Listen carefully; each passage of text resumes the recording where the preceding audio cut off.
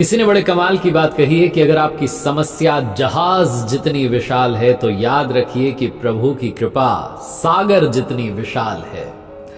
नमस्ते दोस्तों, मैं हूं आरजे कार्तिक। एक बार भगवान विष्णु जी से नारद जी ने कहा कि प्रभु, जो आपकी भक्ति करते हैं, आराधना करते हैं, वो इतने दुख में क्यों रहते हैं, और जो आपकी भक्ति नहीं करते, आपका नाम नहीं लेते, वो बड़े पैसे कमा रहे हैं, धरती लोक पर बड़े आनंद में रह रहे हैं। तो भगवान ने नारद जी से कहा, आओ चल करके आते हैं, भ्रमण करके आते हैं। दोनों साधु वेश में धरती लोक में पहुंचे, धरती पर आए। एक व्यापारी के घर पर गए, जाकर के दरवाजा खटखटाया और भिक्षा मांगी। तो व्यापारी आया, दरवाजा खोला और बिगड़ने लगा, गुस्सा करने लगा कि तुम आ जाते हो मुंह उठा करके, ये कोई जगह है, यहाँ भोजन मिलता है, ये वो, जाओ जाकर के मेहनत करो। बहुत कुछ कहने लगा व्यापारी, तुमने धंधा बना लिया, बहुत कुछ कहने लगा, ऐसा ऐसा कहने लगा, अपशब्द कहने लगा। दोनों वहां से चल दिए। नारद जी को लग रहा था कि भगवान अब जो है इसको श्राप देंगे, इसका व्यापार सब चौपट हो जाएगा, इसको अकल आ जाएगी। थोड़ा वहां से आगे चले तो भगवान जी ने कहा कि तुम्हें और धन मिले, तुम और प्रसन्न रहो, मस्त रहो, ऐसे ही व्यापार फलता फूलता रहे। नारद जी को समझ में नहीं आया क्या हो गया। थोड़ा आगे चले तो एक झोपड़ी में गए। एक बूढ़ी महिला वहां रहती थी, भगवान की आराधना करती थी, पूजा पाठ करती थी। उनके घर में एक झोपड़ी के बाहर एक गाय बंधी हुई थी। वहां जाकर के उन्होंने आवाज लगाई, भिक्षाम देही।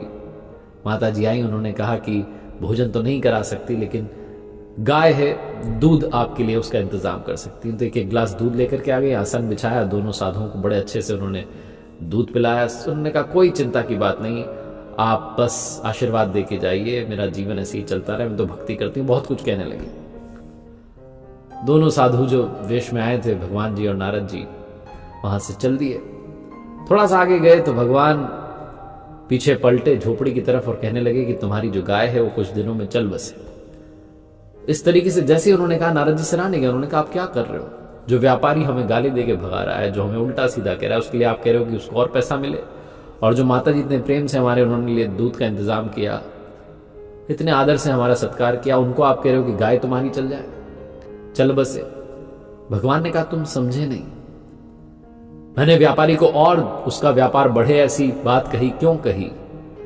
क्योंकि उसका मन ही उसी में, उसकी आसक्ति उसी में, उसका लगाव उसी में है। जब अंत समय आएगा तो वो और पैसा सोचता रहे और अगली योनि में वो सर्प बन जाए, तिजोरी के नीचे बैठा रहे।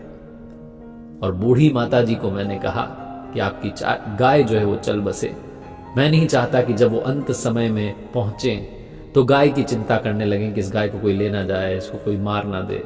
वो गाय का सुमिरन ना करें, वो मेरा सुमिरन करें। इसलिए गाय उनके जीवन से पहले ही मैं हटा देना चाहता हूं। शास्त्रों में कहा गया है कि अंत समय में हम जिस भी चीज का स्मरण करते हैं, जिसके बारे में सोचते हैं, वैसे ही बन जाते हैं।